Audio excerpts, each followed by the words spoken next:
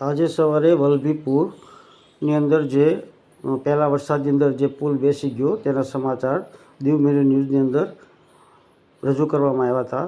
તે કદાચ તંત્રને એવું લાગ્યું હશે તો 2 કલાકની અંદર તંત્ર પોતાનો સામાન લઈ અને કપચીને માટી કરી અને સમારકામ માટે અત્યારે તાબડતોબ કામગીરી ચાલુ કરી દીધી છે.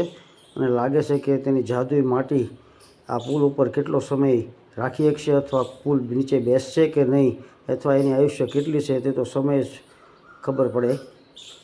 આ રીતની કામગીરી અત્યારે પૂરજોશની અંદર ચાલી રહી છે. અત્યારે પણ ત્યાં કોઈ જવાબદાર અધિકારી કે કોઈ એન્જિનિયર ત્યાં હાજરની અંદર જોવા મળેલ નથી. અને ફક્ત ને ફક્ત વાહનના મજૂરો અને માણસો દ્વારા આ રોડનું અને પુલનું કામકાજ ચાલુ કરી દેવામાં આવ્યું છે. આપ જોઈ રહ્યા છો.